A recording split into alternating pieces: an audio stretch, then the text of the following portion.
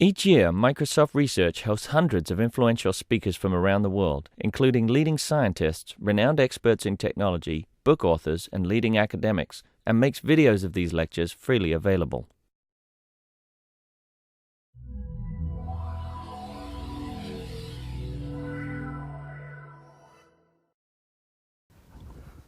Right, excellent.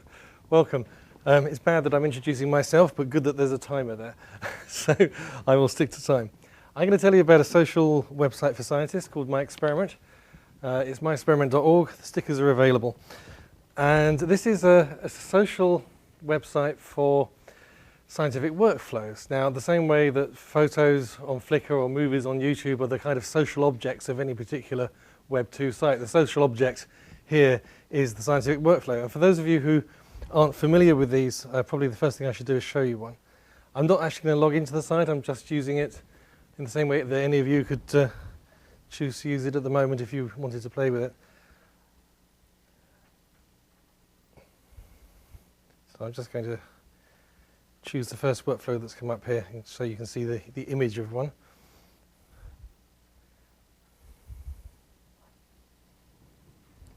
So, first thing I should do is explain that this site began around 4 years ago, and it was the idea of my colleague Carol Goebel in Manchester, who produces a workflow system called Taverna that's quite widely used in bioinformatics.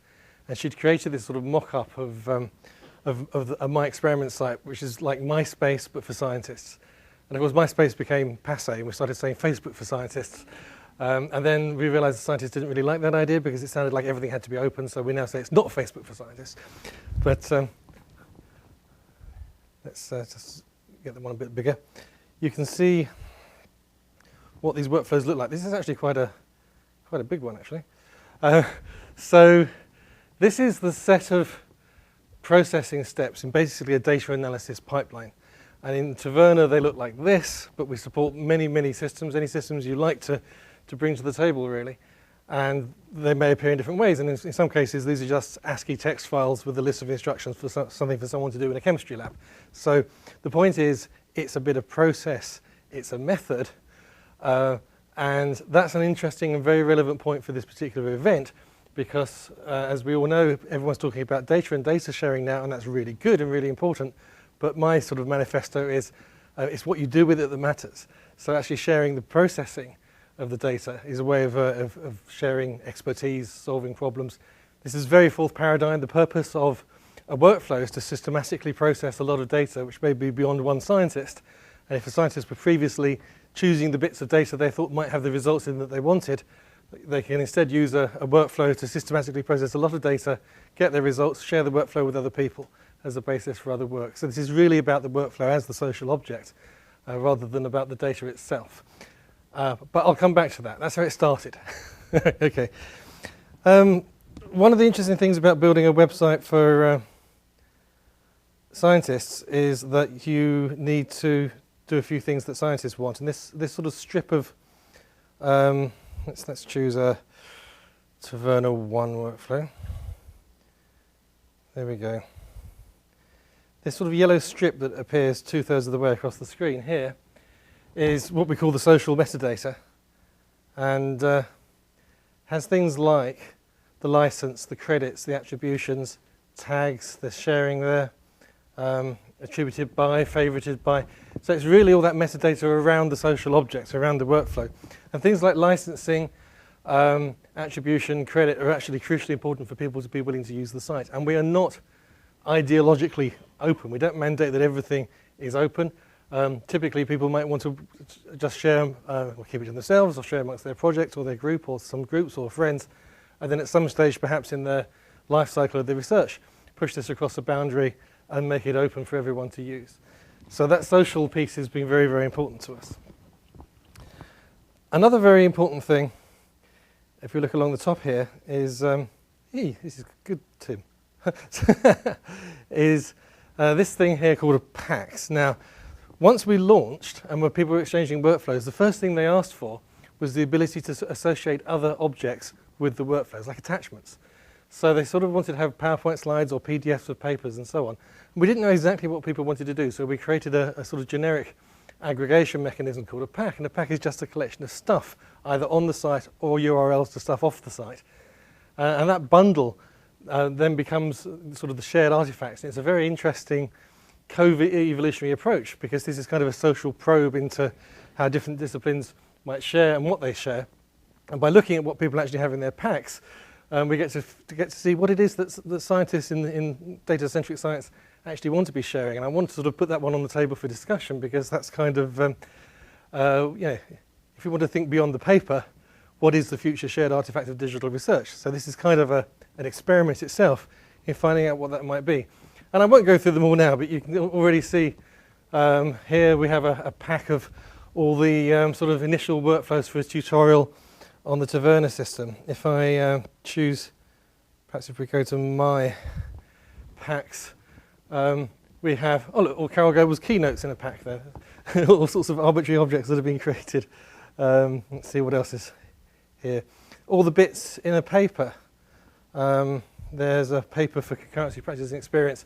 It's all the different bits of the paper, the images, the workflows, the data, the results, all collected together.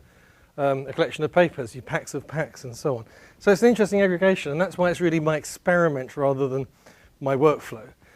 And an interesting sort of pack from a reproducible research viewpoint is the pack that has a workflow, some example input data, and the corresponding output data, so that 10 years later or 10 milliseconds after running it, you can check to see if the workflow is still behaving the same way, which is very important. These things don't decay on the site, but they run in an environment which is changing. So there is quite a significant phenomenon of workflow decay, and what myExperiment gives you is that community curation. Now, a couple of other things. I'd have to talk to you all day about this, but there's a Sparkle endpoint. So this is a linked data compliant site. You can immediately use myExperiment.org for linked data. We have a Sparkle endpoint, and it's actually for people who want to learn about Sparkle, or if you're teaching a Sparkle at any time, I recommend our endpoint, because we have a guide to using it, which is completely interactive. So I can choose any bit of Sparkle I want to teach here, and I'll find examples which I can just run against the endpoint. We have some great examples of some visualizations we've done recently using these. If anyone's interested more in that, I'll be very happy at any point in the next couple of days to talk about it. This is running over this one's got an HTML output. That's running over a triple store called 4store. So we're in the linked data world, and actually we get lots of support requests on that side of it. So the programmatic interface to myExperiment has been just as important as the website. And part of our philosophy has been not just bringing the user to the site, but bringing the functionality of the site through to the user, whether it's through gadgets over RESTful APIs or whether it's through the linked data. Just to tell you a couple of things about the project rather than about the site. You can find out more by going to the myExperiment Wiki, which is wiki.myexperiment.org. You can find all sorts of other information here. Recent presentations and so on. That was a talk at the Social Objects Conference. We work with a lot of other groups. We were initially funded from JISC. Rachel's in the room from JISC, and also from Microsoft. Some of our funders are up here. We're now operating under two large projects within the UK, one led from Manchester called the MyGrid Consortium, and one led from Oxford called eResearch South. That guarantees that the site's going to be around for a few years and is well maintained.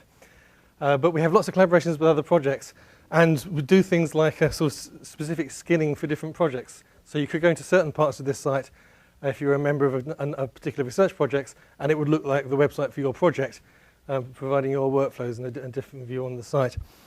You can probably notice I had quite a few tabs on this particular interface that you saw earlier, and along the top here, services are coming through from another project called BioCatalog, which is a web service registry in the life sciences.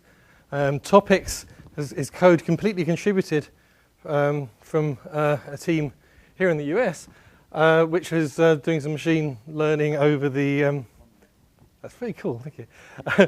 Over the content and helping people browse the site. And we're able to provide that to our users. Their research project benefits from the results of having a 5,000 users and 2,000 workflows in the system. We get extra functionality, and by using the tabs, we protect the interface that everyone's familiar with from some more experimental interfaces. So we work quite well as a collaborative project. And I think that's probably a very good moment for me to stop at 30 seconds to go. So thank you very much.